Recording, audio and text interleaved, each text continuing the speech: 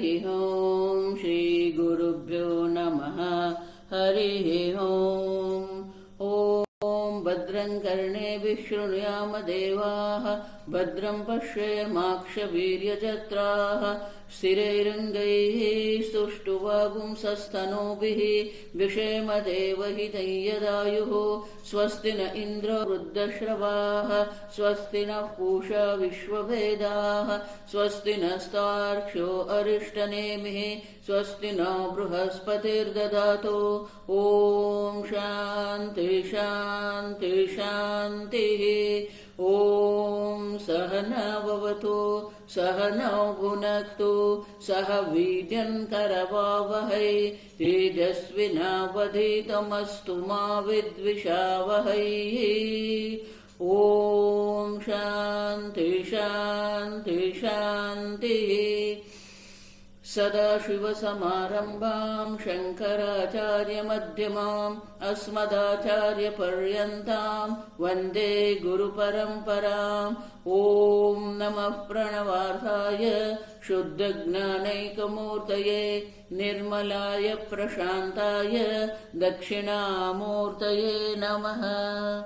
ॐ प्रज्ञानांशु प्रदानै स्थिरचरनिकरव्यापिभिर्व्याप्य लोकान् भुक्त्वा भोगान् स्तविष्टान् पुनरपि धिषणोद्भासितान् कामजन्यान् पीत्वा सर्वान् विशेषान् स्वपिति मधुरभुङ् मायया भोजयन्नः।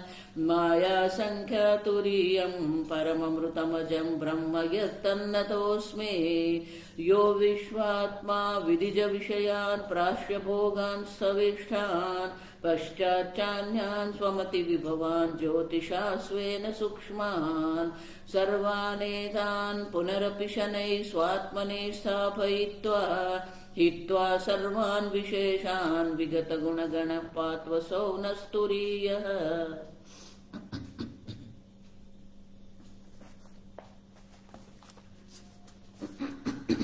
गीता प्रेस पाना नंबर 175 175।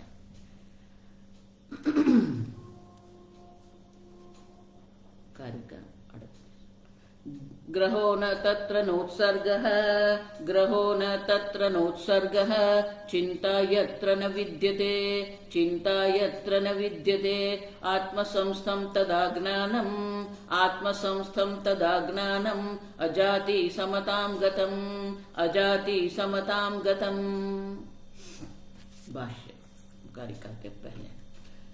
यस्माद् यस्माद् ब्रह्म एव समाधिः, ब्रह्म एव समाधिः, अचलः अभयः, अचलः अभयः इति उक्तम्, इति उक्तम्। अतः अतः न तत्र न तत्र तस्मिन् ब्रह्मणि, तस्मिन् ब्रह्मणि ग्रहः, ग्रहः ग्रहणम् उपादानम्, ग्रहणम् उपादानम्, न उत्सर्गः, न उत्सर्गः, उत्सर्जनं हानं वा विद्यते, उत्सर्जनं हानं वा विद्यते। यत्र हि विक्रिया, विक्रिया तद्विषयत्वं वा, तद्विषयत्वं वा, तत्र हान उपादाने, तत्र हान उपादाने स्याताम्, स्याताम्। न तद्वयम् इह, न तद्वयम् इह ब्रह्मणि संभवति, ब्रह्मणि संभवति।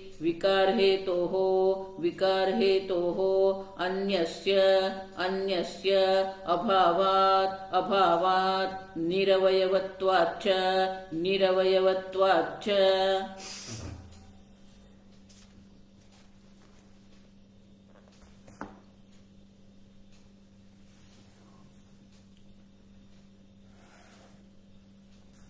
गौड़पादाचार्य जी ने अगली कारिका में कहा समाधि ही अचलः अभयः।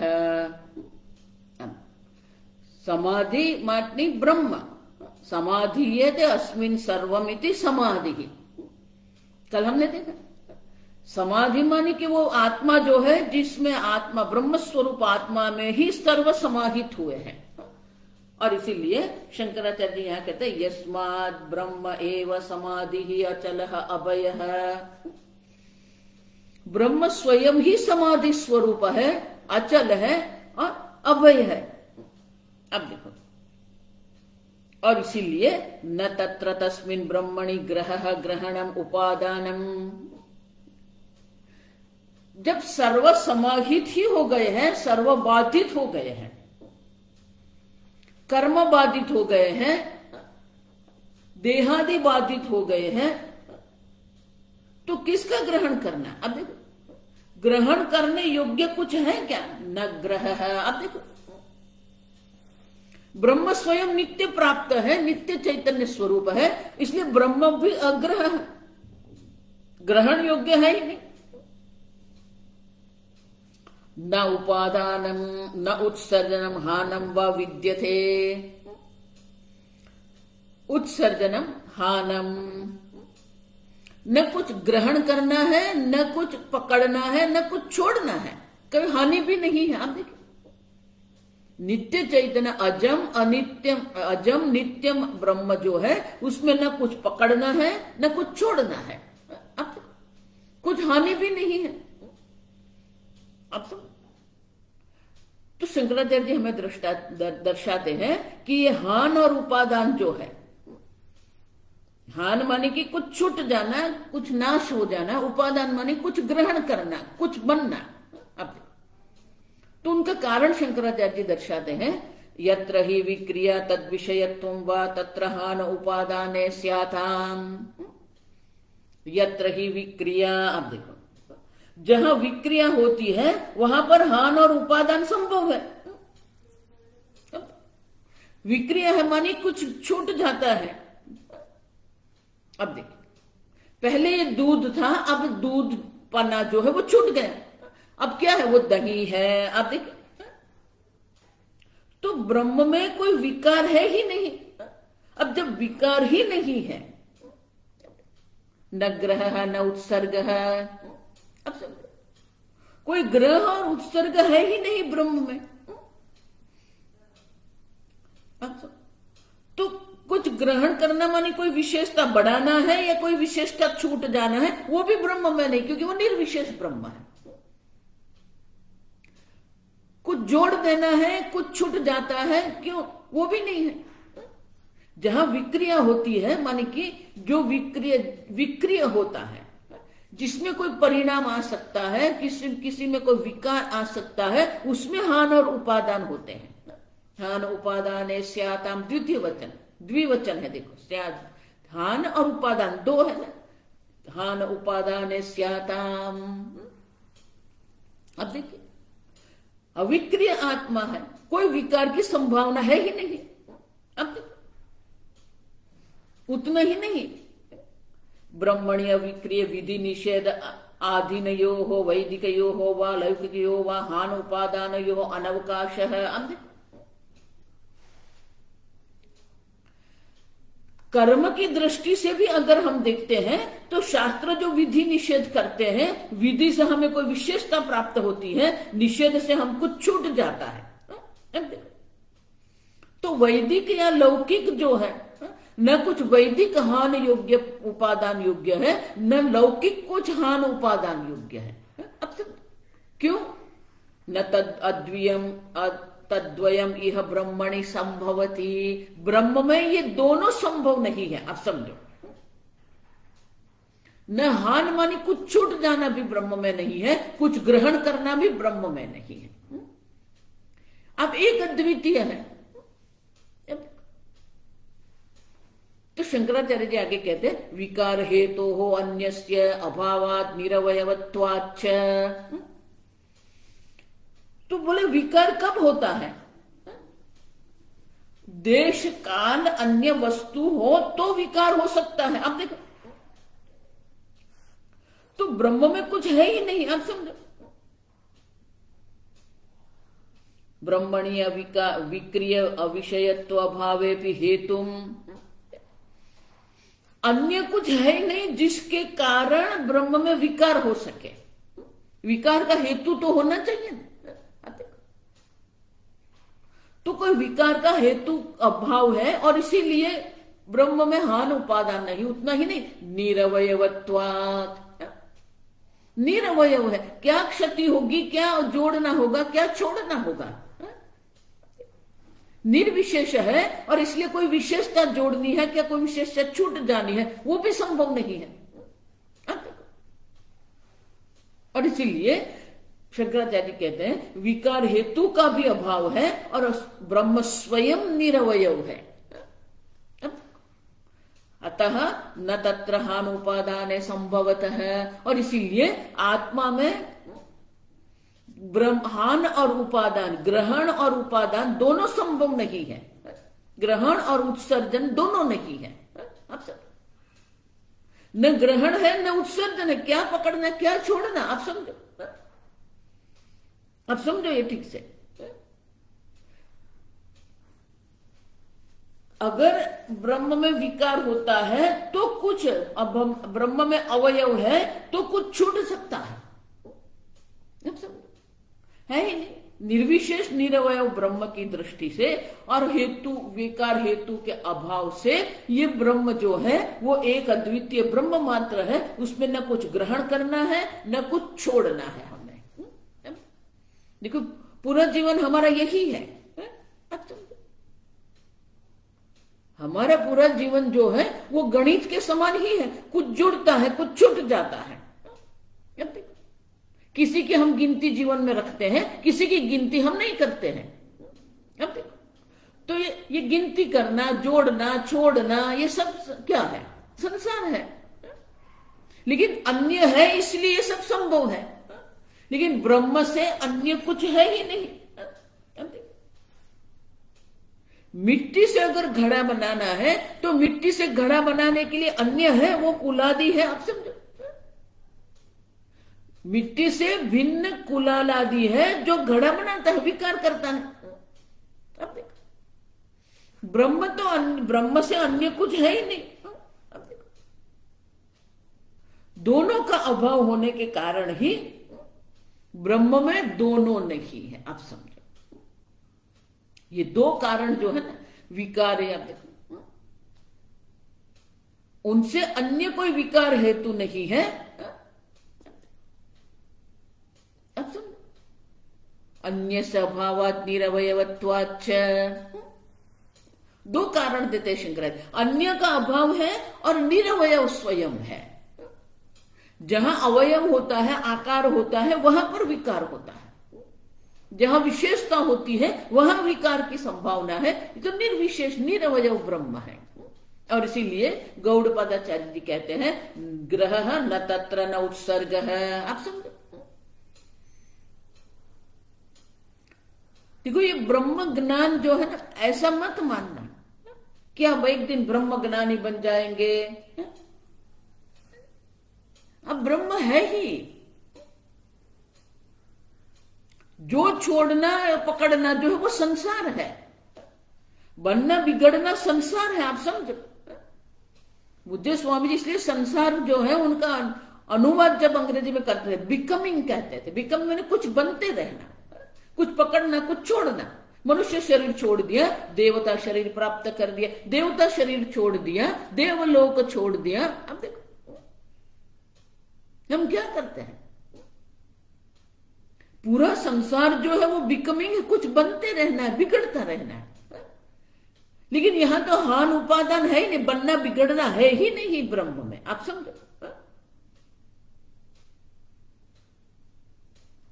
और बनना बिगड़ना नहीं है। देखो इसीलिए मैं कहती हूं अगर वेदांत भी आपकी विशेषता बन जाएगी, वेदांत को भी आप कुछ कहते हैं तो फिर वो ब्रह्म ज्ञान है ही नहीं। ब्रह्म ज्ञान मानी न तो कुछ पकड़ना है न कुछ छोड़ना है। न ग्रह तत्र न उत्सर्ग है। अब देखो उतना ही नहीं, आगे चिंता यत्र न विद्यते, चिंता यत्र न विद्यते सर्व प्रकारैः एव चिंता न संभवति, चिंता न संभवति यत्र अमनस्त्वात् कुतः तत्र हान उपादाने यदा एव आत्मसत्य अनुबोधः जातः जातः तदा एव आत्मसंस्थं विषय अभावात् अग्नि उष्णवत आत्मनि एव स्थितं ज्ञानम्।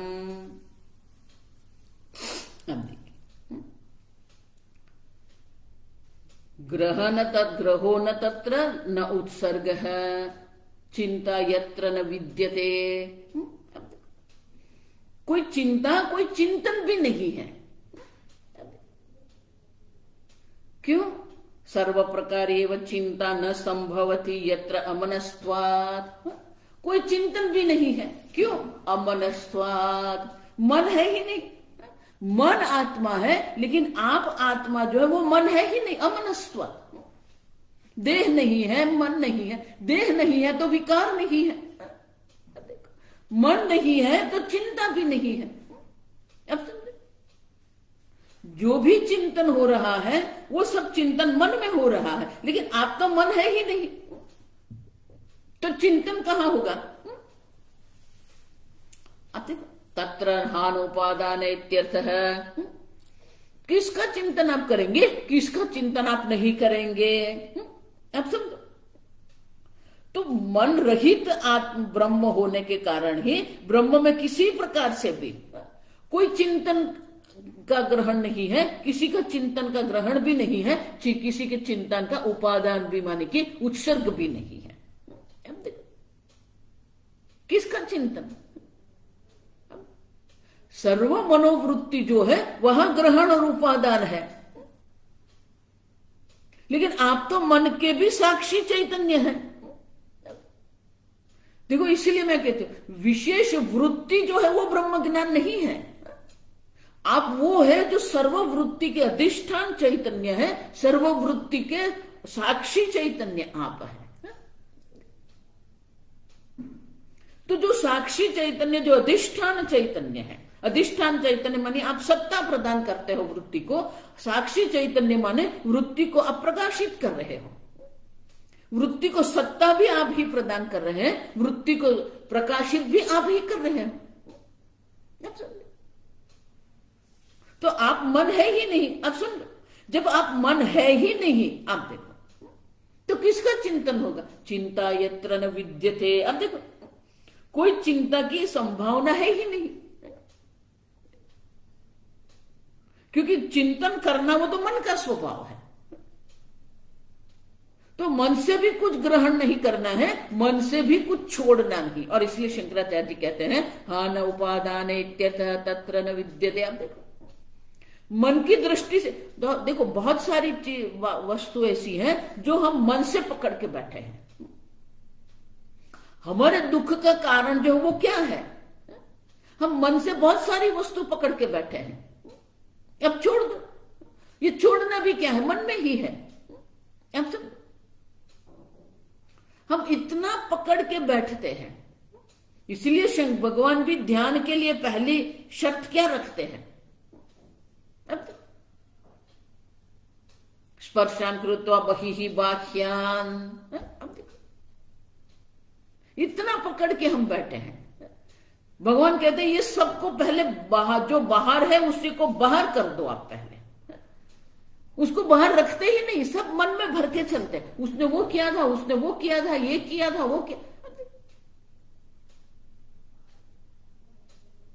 बाल्य अवस्था से अनेक प्रकार के जो हमारे अनुभव है, वो सब अनुभव को हम पकड़ के बैठे हैं, छोड़ते ही नहीं है। और वही जो है हमें दुखी कर रही है। लेकिन आत्मा की दृष्टि से हम देखते हैं तो न कुछ हमने ग्रहण किया है, न कुछ हमें छोड़ना है। मन में सब पकड़ के बैठते हैं। मन में ग्रहण और उत्सर्जन है, आत्मा में कोई ग्रहण उत्सर्जन नहीं है। आप समझे? आप तो असंग चैतन्य स्वरूप है। जो भी हो रहा है मन में हो रहा है। दुखी हो रहा है वो भी मन है, शांत हुए वो भी मन है। और इसीलिए हान उपादान इत्यर्थः यत्र न विद्यते। जब मन में चिंतन है, मन में ग्रहण उपादान है, ग्रहण है और उत्सर्जन है, आत्मा में कुछ है ही नहीं, न विद्यते यत्र। अब तो यदा एव आत्म सत्य अनुबोधः जात तदा एव आत्म संस्थम विषय अभावात्। जब शास्त्र गुरु के अनुग्रह से सत्य आत्मा सत्य है, अन्य सर्व मिथ्या है, ये बोध जब होता है, जब ये बोध होता है, तदा एव आत्म संस्थम विषय अभावात्, तब उनकी आत्मा में ही स्थिति हो जाती है। देखो, इसलिए तो भगवान कहते हैं ना, आत्म संस्थम मन कृत्वा न किंचिदपि चिंतयेत्। आत्मा से भिन्न अन्य कुछ है ही नहीं। अंदर भी वही ब्रह्म है, बाहर भी वही ब्रह्म है, सर्वत्र एक अद्वितीय ब्रह्म मात्र है। और इसीलिए वो ब्रह्म में हमारी आत्मस्थिति हो जाती है, फिर अन्य कोई विषय है नहीं, विषय अभावात। अब देखो, अन्य विषय है तो चिंता होगी ना, अन्य विषय है ही नहीं। तो शंकराचार्य यहां कहते हैं अग्नि उष्णवत आत्मनि एव स्थितम ज्ञानम। अब देखो, अग्नि उष्णवत, अग्नेः औष्ण्यम ही दाह्य भावे किम दहदिति आत्मनि एव स्थितम भवति।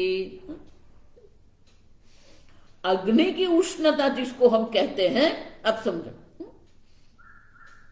तो वो उष्णता जो है विषय ही नहीं है, तो किसके दहन क्रिया करेगा अग्नि? दहन क्रिया के लिए काष्ठ होना चाहिए ना, ईंधन होना चाहिए। कोई ईंधन नहीं है, काष्ठ नहीं है, तो अग्नि की जो उष्णता जो है कहां प्रकट होगी? अग्नि का जो दहन क्रिया दाह्य जो है वो कहां होगा? उसी प्रकार से आत्मनि एव स्थितम ज्ञानम।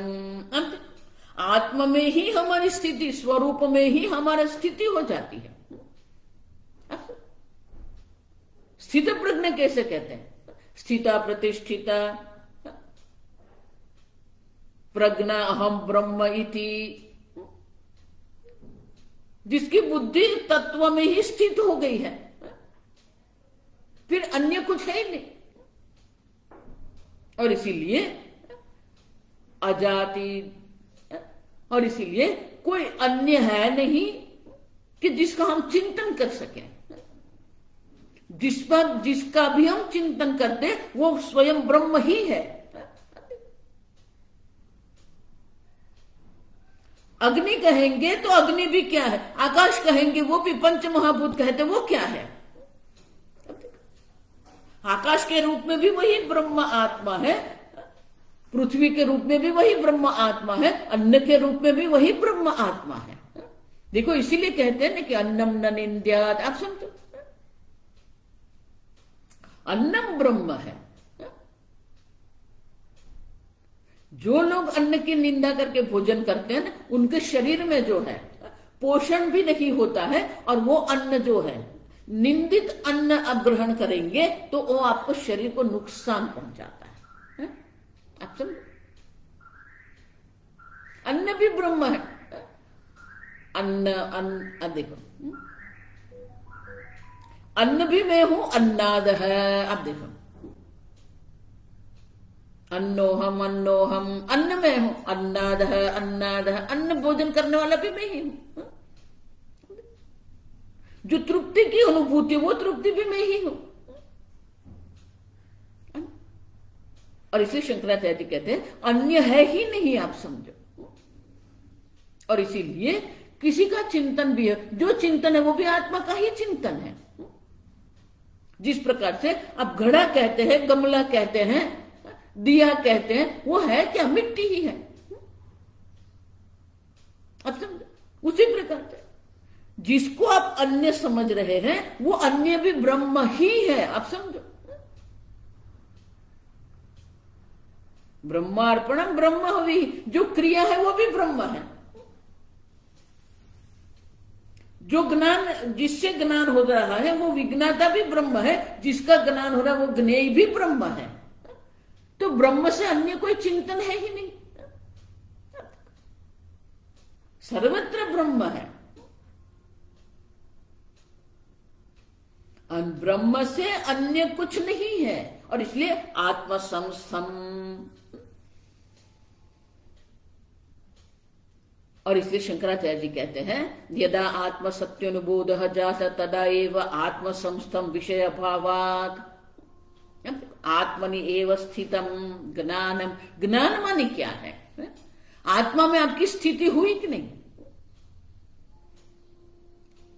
आत्मसंस्थम मन कृतम न किंचित अपि चिंतयेत्। आत्मा से अन्य किसी का चिंतन नहीं है, क्योंकि आत्मा से अन्य कुछ है ही नहीं। मांडव्य उपनिषद की विशेषता यही है कि वो ऐसा नहीं कहने कि अन्य है फिर नहीं है, नहीं, पहले से ही नहीं है। नान्तक प्रज्ञा न बहिष्प्रज्ञा, है ही नहीं। आप समझो, जब सिद्ध ही नहीं होता, अन्य सिद्ध होता ही नहीं है, तो जो रहेगा वो क्या है? एक अद्वितीय ब्रह्म मात्र है। और इसलिए गौड़पादाचार्य कहते हैं ग्रहो न तत्र न उत्सर्ग चिंता यत्र न विद्यते आत्मसंस्थम तदा।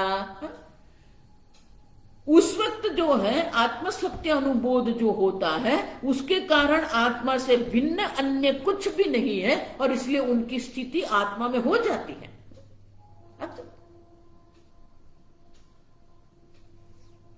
तो आत्मा में एक बार स्थिति हो गई तो वो स्थिति क्या है? तो आगे दर्शाते हैं अजाति अजाति जातिवर्जितम जातिवर्जितम समतां गतं परम समतां गतं परम साम्यम आपन्नं भवति साम्यम आपन्नं भवति यदा यदा या आदौ प्रतिज्ञातमतः प्रतिज्ञातमतः वक्ष्यामि वक्ष्यामि अकार्पण्यम अजातिम अकार्पण्यम अजाति समतां गतम इति समतां गतम इति इदं तद उपपत्तितः इदं तत् उपपत्तितः शास्त्रतः च उक्तम उपसंह्रियते उक्तम उपसंह्रियते।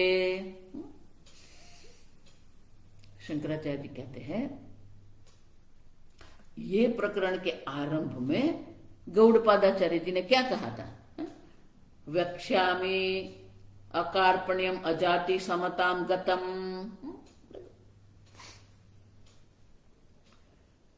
वक्ष्यामि, मैं कहूंगा आपको। क्या कहेंगे? अकार्पण्यम अजाति समतां गतम। शंकराचार्य जी कहते हैं वही अजाति शब्द को यहां पुनः गौड़पादाचार्य जी लाके हमें कह रहे हैं अजाति समतां गतम। जो उपक्रम किया था उसी का यहां पर उपसंह्रियते, उनका यहां उपसंहार कर रहे हैं। अब देखो, पहले जो आदो ये प्रकरण के आरंभ में जो प्रतिज्ञा की गई थी, प्रतिज्ञातम अतः वक्ष्यामि, क्या प्रतिज्ञा थी? अतः वक्ष्यामि अकार्पण्यम। अकार्पण्यम, कोई कृपणता नहीं है। आप समझो, ब्रह्म चिंतन ही है, ब्रह्म से अन्य का चिंतन करना ही कृपणता है। आप समझो, ब्रह्म से अन्य का दर्शन करना ही कृपणता है। आप स्वयं ब्रह्म स्वरूप है, आपको देह मानना कृपणता है, आपको इंद्रिय मन बुद्धि मानना वो कृपणता है। अकार्पण्यम अजाति जाति वर्जित है, कोई जन्म नहीं है। और इसलिए क्या है? समतां गतम परम साम्यम आपन्नम भवति। समता, कोई विशेषता नहीं है, सर्वत्र समदर्शन है, सर्वत्र ये सम ब्रह्म का दर्शन है। इंद्र भी सम ब्रह्म है, मनुष्य भी सम ब्रह्म है, पशु पक्षी वृक्ष भी क्या है? वही सम ब्रह्म है। एक अद्वितीय सम ब्रह्म मात्र है। और इसीलिए साम्यतां गतम, साम्यता माने कि निर्विशेषता प्राप्त कर ली है। निरवय निर्विशेष ब्रह्म मात्र आप है। उपाधि की दृष्टि से हम कहते हैं ये लोक की दृष्टि से क्या ऊर्ध्वलोक है, अधोलोक है।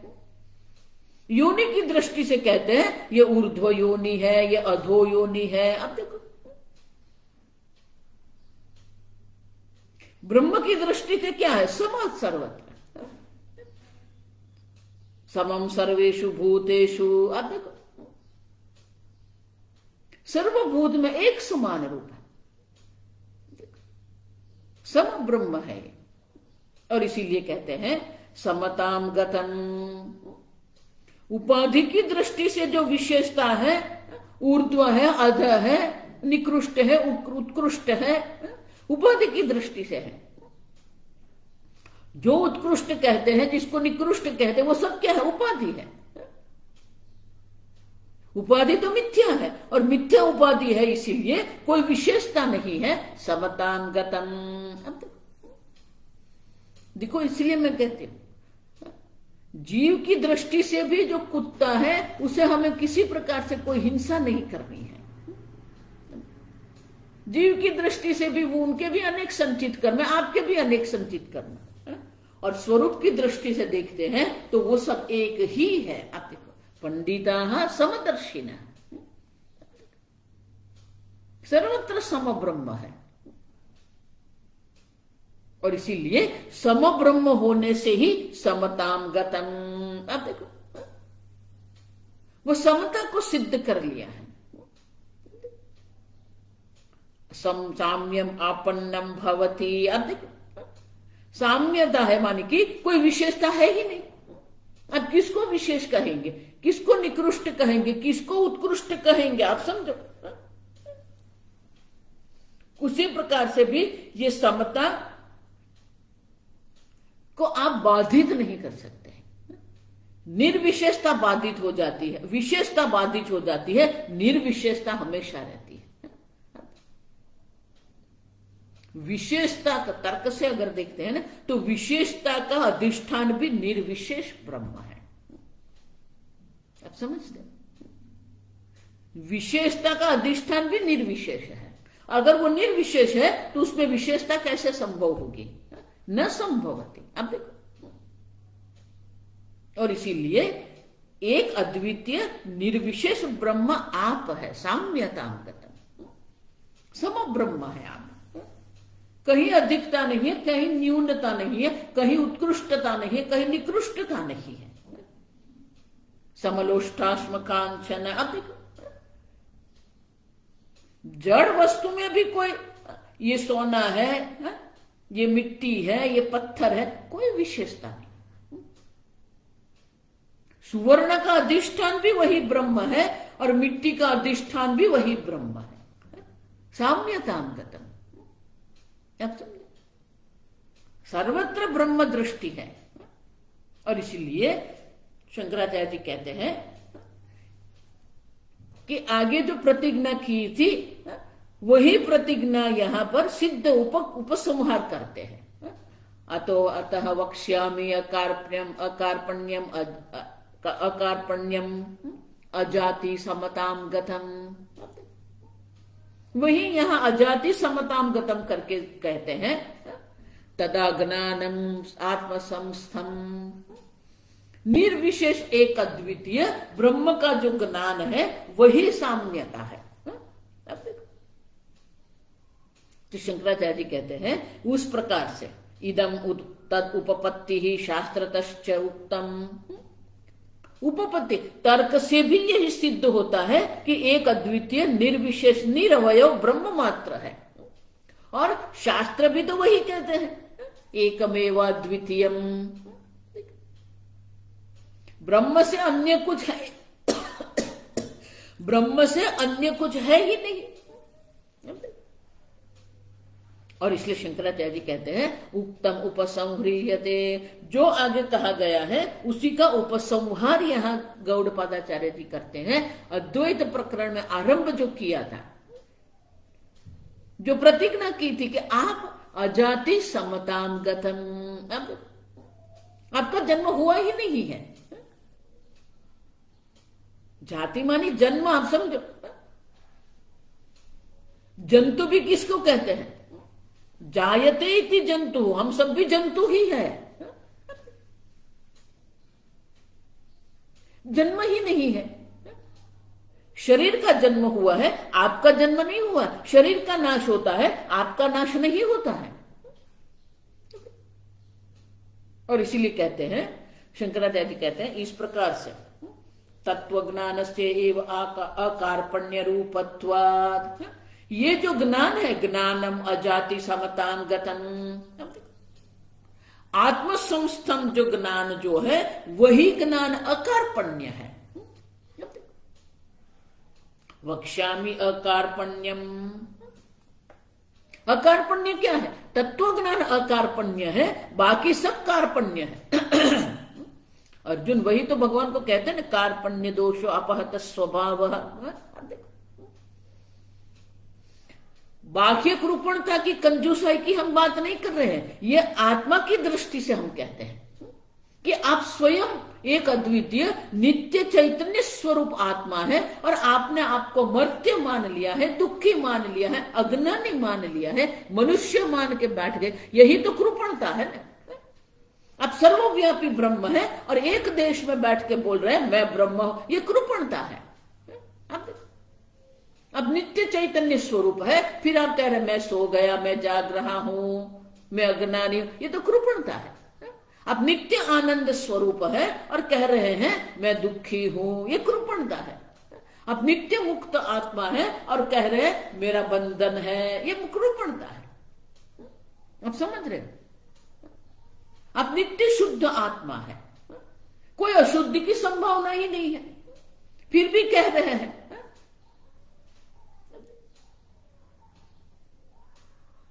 अब आरती में भी क्या कहते हैं? मैं मूर्ख फल काम। अब देखो ये तो कृपणता होगी। अपने आप को मूर्ख मानना, अज्ञानी मानना, ये तो मूर्खता है। यही मूर्ख, अपने को मूर्ख मानना ही मूर्खता है,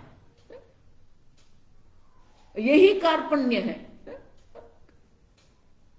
एक देह में, एक परिवार में, एक समाज में, एक कहां बैठे? वसुधैव कुटुंबकम। अल्पता में रहना ही कृपणता है। और इसलिए तत्व ज्ञान ही आकार्पण्य। आप समझ, तत्व ज्ञानम उक्तम न तु अकार्पण्यम तत्कथम अकार्पण्यम वक्ष्यामि इति उपक्रांतस्य उपसंहारः। अब देखो जो उपक्रम किया था उसी का उपसंहार यहां कर रहे हैं। तत्व ज्ञान से एव अकार्पण्य रूपत्वात्। आप देखो आत्मसंस्थम ज्ञानम तदा। अब देखो एक अद्वितीय तत्व जो है, वो एक अद्वितीय तत्व का जो ज्ञान है वही अकार्पण्य है। अब समझो। और इसीलिए शंकराचार्य आगे कहते हैं अजाति समताम गतम इति, अजाति समताम गतम इति एतस्माद् आत्मसत्य अनुबोधात्, आत्मसत्य अनुबोधात् कार्पण्य विषयम अन्यथ, कार्पण्य विषयम अन्यथ। यथा न जायते किंचित जायमानं समन्ततः। अकार्पण्यम अजाति समताम गतम। आत्मा से अन्य कुछ है ही नहीं। न जायते किंचित, किसी का जन्म हुआ ही नहीं है। अब देखो जायमानन समन्तत, भले ही अनेक प्रकार के जन्म का अनुभव हम कर रहे हैं, आप समझो, फिर भी कोई अन्य उत्पत्ति ही नहीं है। देखो इसीलिए मैं कहती हूं तस्माद् वा एतस्माद् आत्मनः आकाश संभूतः जायमानं समन्ततः। आकाश की उत्पत्ति हम कहते हैं, लेकिन वो आकाश भी क्या है? मिट्टी से घड़ा बना हुआ है, तो घड़ा मिट्टी ही है। आप समझो उसी प्रकार से ब्रह्म से, ब्रह्मात्मा से आकाश की उत्पत्ति हुई है, तो आकाश भी क्या है? ब्रह्म ही है। उत्पन्न होते हुए भी वो तो ब्रह्म ही है, आप समझो। वायु बन गए तो वायु स्वरूप भी वही ब्रह्मात्मा है, जायमान समन्ततः। जन्म होते हुए भी वो ब्रह्म मात्र है, अब समझो। और इसलिए शंकराचार्य जी कहते हैं एतस्मात् आत्मसत्यानुबोधात्, इस आत्मसत्य अनुबोध होने के कारण ही कार्पण्य विषयम अन्यत, उससे अन्य जो भी विषय वो सब कार्पण्य है। अब देखो, आत्मा से अन्य जो भी ज्ञान जो है, आत्मा से अन्य वस्तु का स्वीकार हम कर रहे हैं, वही कार्पण्य है। क्योंकि आत्मा एक ही है, एक अद्वितीय आत्मा मात्र है। उससे अगर किसी अन्य को आप स्वीकार रहे हैं तो वो कार्पण्य है। अन्य बुद्धि, द्वैत बुद्धि ही कार्पण्य है। अद्वैत ज्ञान जो है वही अकार्पण्य है। और इसलिए शंकराचार्य जी कहते हैं कि उपक्रम जो किया था उसी का उपसंहार यहाँ है। तत्व ज्ञानम जो है, आत्मसंस्थम ज्ञानम जो है वही अकार्पण्य है। उससे अन्य जो भी कुछ है वो सब कार्पण्य है। तो बोले आप क्यों कहते हो, शास्त्रतः आप कह रहे हो तो कहाँ कहा गया।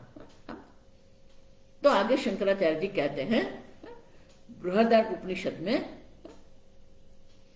याज्ञवल्क्य मुनि गार्गी को ये कार्पण्य की व्याख्या दर्शाते हैं। बहुत बार मैं ये कहती हूं आपको, यो वा यह वा एतदक्षरम गार्गी अविदित्वा अस्मात् लोकात् प्रैति सकृपणः इति श्रुतेः तत्वज्ञान अतिरिक्तम ज्ञानम कार्पण्यम। तत्व ज्ञान से अन्य किसी भी प्रकार का ज्ञान है वो कार्पण्य है। तत्व ज्ञान ही अकार्पण्य है। और इसके लिए कहते हैं यह वा एतद अक्षरम गार्गी अविदित्वा, ये अक्षर ब्रह्म को अविदित्वा न जान के अस्मात् लोकात् प्रैति, मनुष्य जन्म प्राप्त करने के बाद ये अक्षर ब्रह्म को आत्म भाव से जो नहीं जानता है, अविदित्वा, इस लोक से जो प्रयाण करता है वो कृपण है।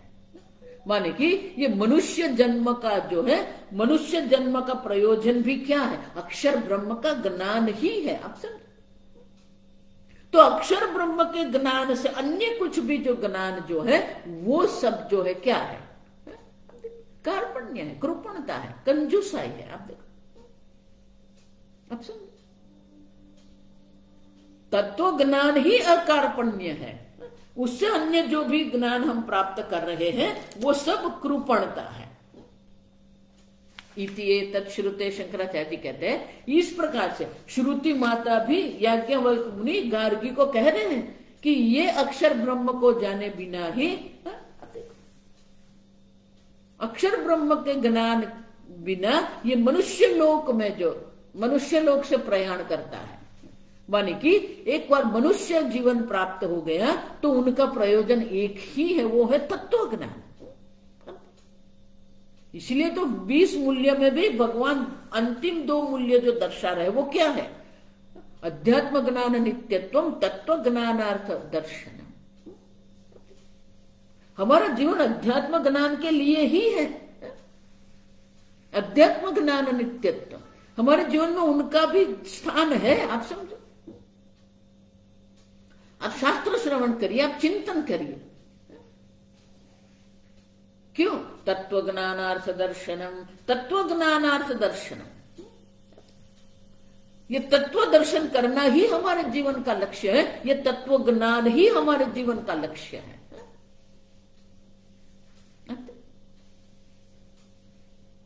और इसीलिए तत्व ज्ञान से अन्य जो भी ज्ञान है वो सब कार्पण्य है। तो ये निश्चय हमारे मन में होना चाहिए कि तत्व ज्ञान से ही मोक्ष है और तत्व ज्ञान ही अकृपणता है।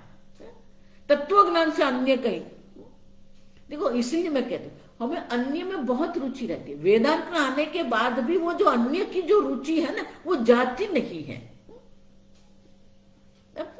इसलिए मैं कहती हूं जो बात करती हूँ वो मजाक होती है, लेकिन उसी में कुछ सार है।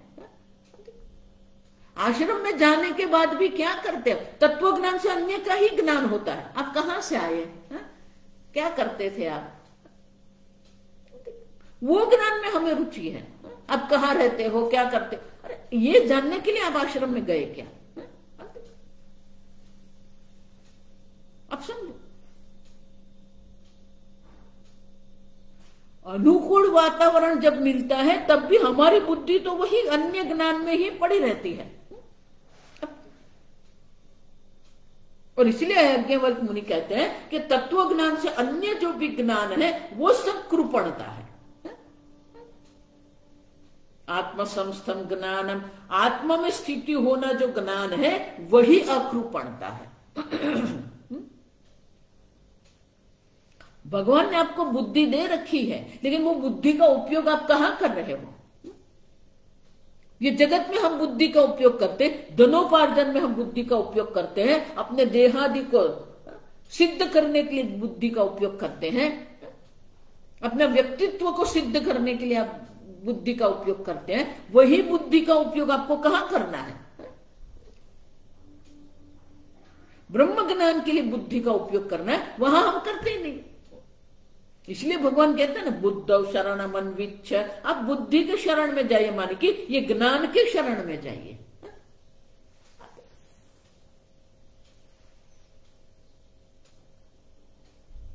आप समझो, तत्व से अन्य कुछ भी हम करेंगे वो सब कृपणता है।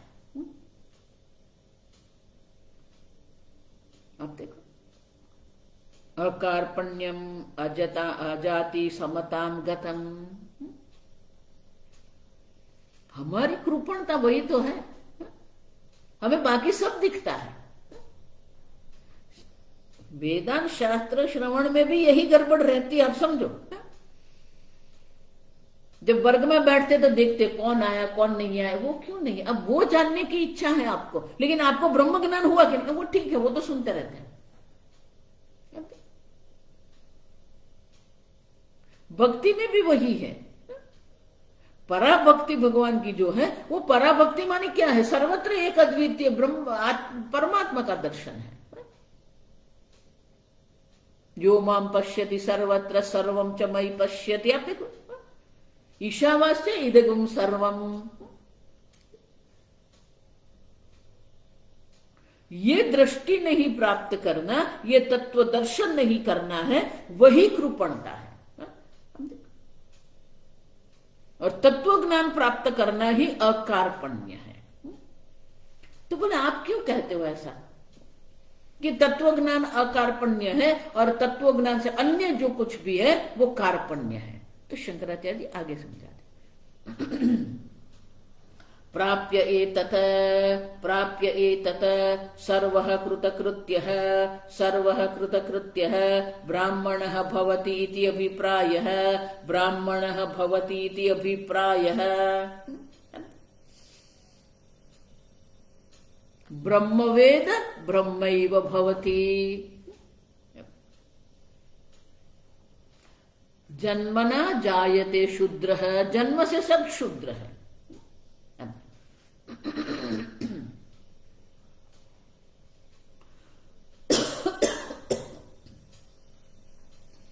उपनयन द्विज, उपनयन दीक्षा होती है वो द्विज कहलाता है, दूसरा जन्म है उनका। पहले प्राकृत था, अब उनका संस्कार हुआ है, यज्ञोपवीत संस्कार से वो उनका दूसरा जन्म द्विज बन गया। शास्त्र अध्ययनात् विप्र, शास्त्र अध्ययन करने से वो विप्र बनता है।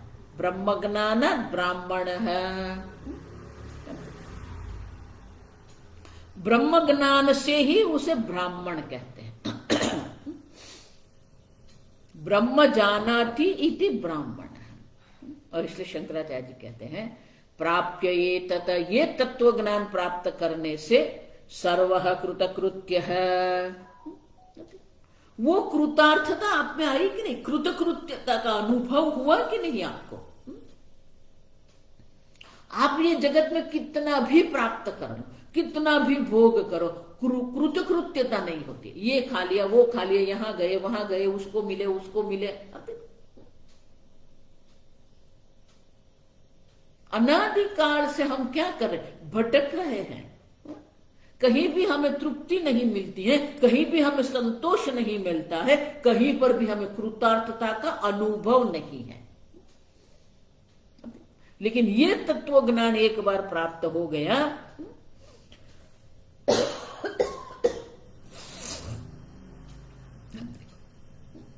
कृतकृत्य है। अब देखो वो धन्यता का अनुभव है। आप सब हम देख के जाए, धन्यो हम। आप देखो वो धन्यता की अनुभवी है, कृतकृत्यता का अनुभव है। ब्राह्मण भवती इति अभिप्राय, वो स्वयं ब्रह्म है। ब्राह्मण भवती माने वो ब्रह्म ज्ञान जिसको होता है, माने कि वो स्वयं ब्रह्मविद ब्रह्मैव भवती। वो ब्राह्मण है जो ब्रह्म को जानता है, और वो स्वयं ब्रह्म है, वो जानता है। अब देखो ब्राह्मण भवती माने वो ब्राह्मण में नहीं बन जाता है, वो ब्रह्म स्वरूप में उनकी स्थिति हो जाती है। और इसीलिए शंकराचार्य जी कहते हैं उन संसार की दृष्टि से कृतकृत्यता उनमें है, और तत्व की दृष्टि से वो ब्रह्म में उनकी स्थिति हो गई है। और इसीलिए शंकराचार्य जी कहते हैं वही तत्व ज्ञान है जो हमें कृतकृत्यता का अनुभव कराता है, वही तत्व ज्ञान है जिसके कारण हम अपने ब्रह्म स्वरूप में स्थित हो जाते हैं। ब्रह्मवेद ब्रह्मैव भवति। एक बार ब्रह्म में स्थिति हो गई, फिर क्या है? एषा ब्राह्मी स्थिति पार्थ ये एनाम प्राप्य न विमुह्यति। एक बार आपकी ये ब्राह्मी स्थिति हो गई, फिर कुछ मोहित होना है ही नहीं। एक बार ज्ञान हो गया तो ज्ञान होने के बाद ये ब्रह्म ज्ञान जाता नहीं है, और एक बार अज्ञान की निवृत्ति हो गई, अज्ञान पुनः आता नहीं है। एषा ब्राह्मी स्थिति पार्थ नए नाम प्राप्य विमुह्यति। जिसको प्राप्त करने के बाद कोई मोह नाम की वस्तु नहीं है। स्थित्वा सामंत काले भी, अंतिम समय में भी अगर ये ब्रह्म ज्ञान हो जाता है, ब्रह्म निर्वाण मृच्छति, उनकी जीवन मुक्ति हो जाती है, उनकी विदेह मुक्ति हो जाती है। और इसीलिए गौड़पादाचार्य जी कहते हैं अजाति समताम गतम। इस प्रकार से ये साम्यता की प्राप्ति होती, माने कि सर्वत्र सम ब्रह्म का दर्शन है, कोई विषमता नहीं है, कोई विशेषता नहीं है, और वही कृतकृत्यता है। भगवान भी वही कहते हैं सबुद्धिमान मनुष्य से संयुक्त सकृत कृष्ण कर्म कृत। कृतकृत्य मानी क्या है? कृत मानी हो गए, कृत्य जो करने योग्य है सब उनके लिए हो गया है। अब करना कुछ बाकी नहीं है, कुछ प्राप्त नहीं करना है, कुछ छोड़ना नहीं है। अब देखो न ग्रह न उत्सर्जन न चिंता विद्यते। अच्छा यही कृतकृत्यता है कि अभी हमें कुछ प्राप्त भी नहीं करना है, कुछ छोड़ना भी नहीं है, कोई चिंतन भी बाकी नहीं है, सर्वत्र एक अद्वितीय ब्रह्म का चिंतन है, उसे ही कृतकृत्यता कहते हैं। और वो ब्राह्मण भवति मान की वो स्वयं ब्रह्म स्वरूप में उनकी स्थिति हो जाती है। आगे हम कल देखेंगे। ओम असतो मा सद्गमय तमसो मा ज्योतिर्गमय मृत्योर्मा अमृतंगमय। ओम पूर्णमदः पूर्णमिदं पूर्णात् पूर्णमुदच्यते पूर्णस्य पूर्णमादाय पूर्णमेवावशिष्यते। ओम शांति शांति शांति। हरि ओम। श्री गुरुभ्यो नमः। हरि ओम।